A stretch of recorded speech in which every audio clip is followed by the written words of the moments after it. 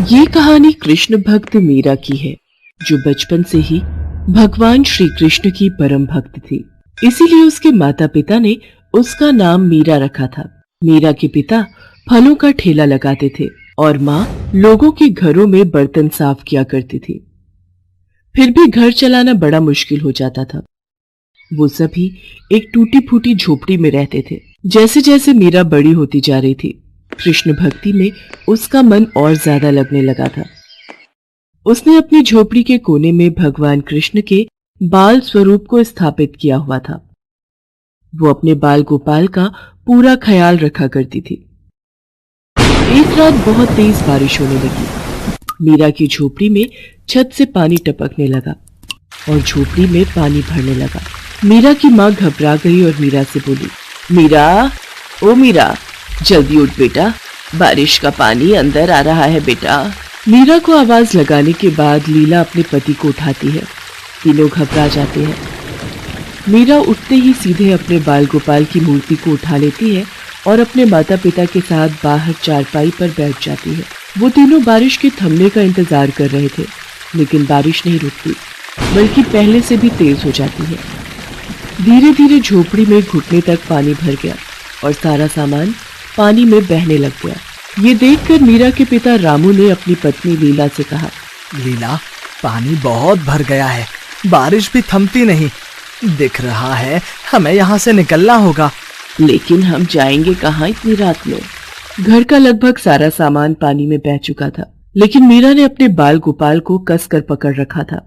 रामू किसी तरह लीला को लेकर झोपड़ी से बाहर आ गया। बाहर तेज बारिश हो रही थी। तभी मीरा ने अपने पिता से कहा, बाबा, पास में ही कृष्ण मंदिर है, चलिए हम वहीं चलते हैं। वहाँ ये पानी हमारा कुछ नहीं बिगाड़ पाएगा।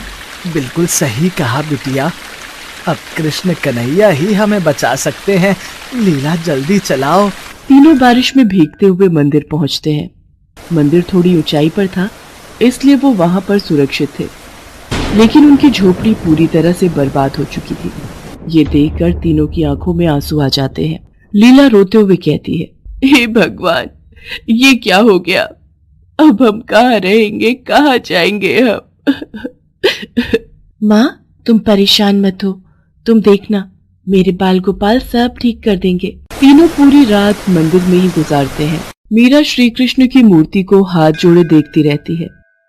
सुबह होते होते बारिश भी रुक जाती है और मंदिर के पुजारी मंदिर में आते हैं। वो रामू और उसके परिवार को वहां देखकर पूछते हैं, क्या हुआ बेटा, तुम लोग रात भर मंदिर में ही थे क्या?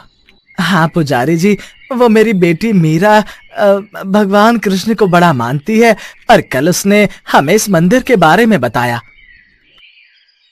मैं जानता हूँ उस बच्ची को, हर रोज यहाँ आती है अपने बाल गोपाल को लेकर।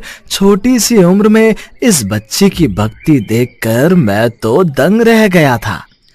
तुम बिल्कुल चिंता मत करो, भगवान की शरण में आए हो तो वो तुम्हारा भला जरूर करेंगे। तुम जब तक चाहो मंदिर में रह सकते हो। बहुत बहुत बहुत धन्यवाद पुजारी जी। उस दिन से रामू का परिवार कृष्ण मंदिर में ही रहने लगा। रामू और लीला ने वापस किसी तरह अपना काम शुरू किया और मीरा पूरा दिन मंदिर में काम करने में लगी रहती। वो बहुत खुश थी।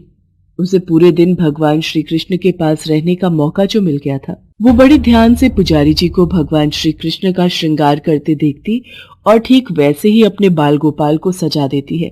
वो बाल गोपाल की मूरत से दिन भर बातें करती रहती थी। वो एक छोटे बच्चे की तरह उनका ख्याल रखती थी। धीरे धीरे वक्त बीतता गया। रामू ने फलों की दुकान खोली। वो तीनों लोग मंदिर के पास कमरा किराए पर लेकर रहने लगे, लेकिन मीरा घर से ज्यादा मंदिर में ही अपना वक्त गुजारती थी। एक दिन रामू अपनी दुकान से वापस अपने घर आया और लीला से बोला, लीला, खुशखबरी लाया हूँ। अच्छा, तो जल्दी बताइए ना मुझे। मेरी दुकान के बगल में वो जो पंसारी की दुकान है ना, कृष्णलाल जी की, उन्होंने अपने बेटे धर्मेश के लिए अपनी मीरा का हाथ मांगा है। किशन लाल जी की दुकान बहुत बढ़िया चलती है और धर्मेश भी उनके साथ मिलकर वही दुकान चलाता है। अपनी मीरा खुश रहेगी। और जानती हो, किशन लाल जी को कोई दान दहेज भी नहीं चाहिए। ये तो बहुत अच्छी बात है जी। मीरा भी सारी बातें सुन रही थी। उसने अपने माता पिता को टोकते हुए कहा, माँ, बाबा, मुझे कोई शादी वादी नहीं करनी। मैं बहुत खुश हूँ अपने बाल गोपाल के साथ और आप लोगों के साथ। ऐसा नहीं होता बिटिया, शादी तो सबको करनी पड़ती है। और तू चिंता मत कर, तेरे ससुराल वालों से कह देंगे कि तुझे तेरे बाल गोपाल को हमेशा साथ रखने दे। अब तो ठीक है ना? लेकिन कुछ नहीं बिटिया, तू तो हमारी हालत जानती है ना। अच्छा रिश्ता खुद सामने से आया है, इसे जाने नहीं दे सकते हम।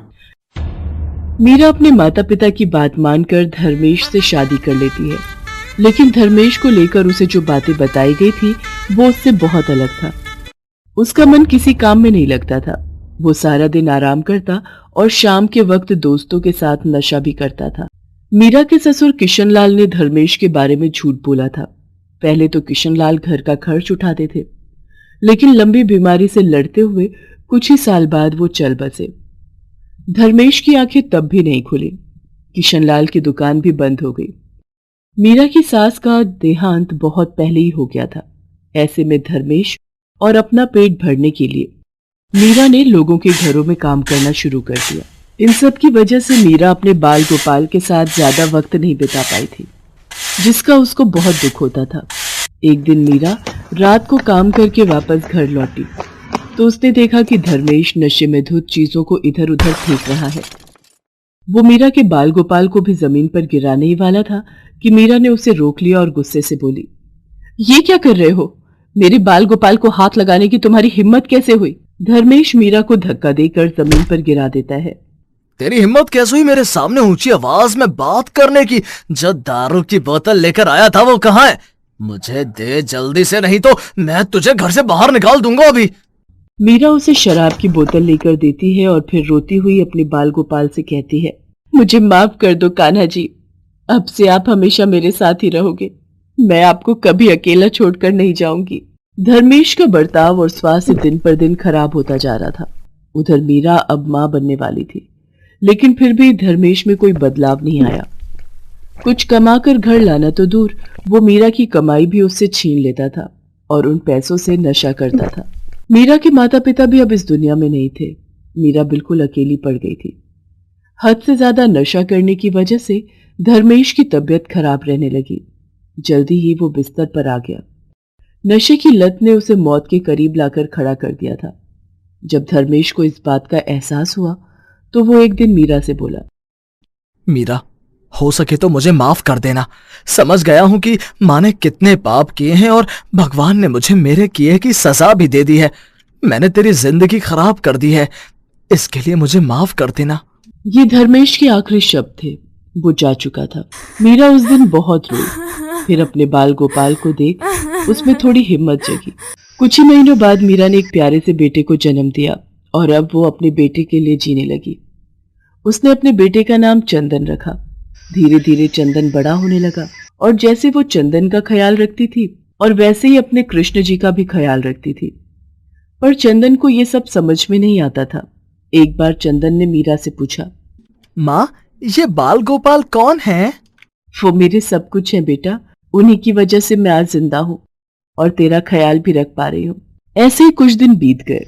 चंदन पढ़ाई में बहुत अच्छा था और अपनी माँ की मेहनत को भी महसूस करता था, इसलिए उसने दिल लगाकर पढ़ाई की और सरकार से स्कूल और कॉलेज में स्कॉलरशिप हासिल की और अच्छे अंकों से कॉलेज पास किया। कॉलेज पास करते ही उसे बहुत अच्छी नौकरी मिल गई। नौकरी मिलते ही चंदन मीरा के पास गया और बोला, मेरी नौकरी लग गई है माँ, आपको कोई काम करने की जरूरत नहीं है। अब घर का सारा खर्च मैं चलाऊंगा। अब बस तुम घर पर रहकर आराम करना। राधे कृष्णा, राधे कृष्णा। ये सब मेरे बाल गोपाल की कृपा है, तेरी मेहनत भी। मैं बहुत खुश हूँ बेटा, बहुत खुश। मीरा की आंखों में खुशी के आंसू आ जाते हैं। चंदन अपनी माँ के आंसू पोंछता है और उसे गले लगा लेता है। ऐसे ही कुछ दिन बीत जाते हैं। एक दिन गलती से चंदन के हाथ से भगवान कृष्ण की मूर्ति नीचे गिर जाती है।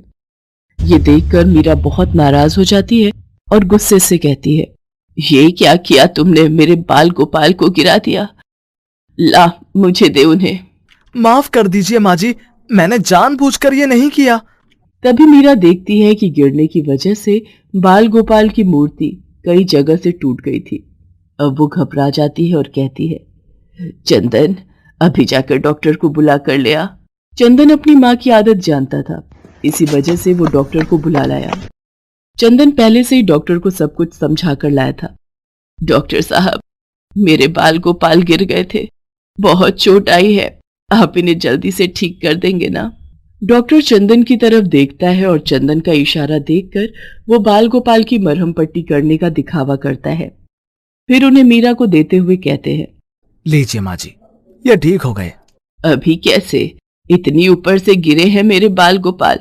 तुमने क्या ये आला शक्ल देखने के लिए लगा रखा है? इसे लगाकर मेरे बाल गोपाल की जांच कर लो कि सब ठीक है ना? डॉक्टर फिर चंदन की शक्ल देखता है।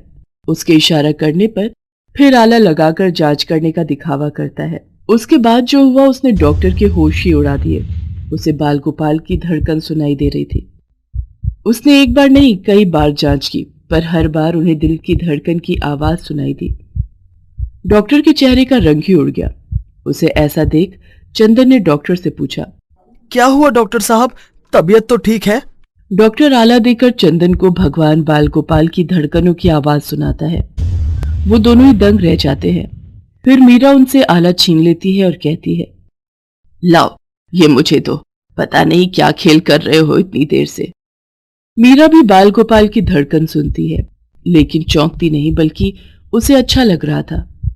ऐसा लग रहा था कि वो कई सालों से इन धड़कनों को सुनती आ रही है। उसके चेहरे पर संतोष था। वो बाल गोपाल को अपने माथे पर लगाती है और कहती है, ठीक है, मेरे बाल गोपाल बिल्कुल ठीक है। हेलो दोस्तों, कैसे हैं आप सब? हमारी कहानियाँ देखने के लिए हमारे चैनल को सब्सक्राइब कीजिए और हाँ, बेल आइकॉन पर क्लिक करना मत भूलिएगा।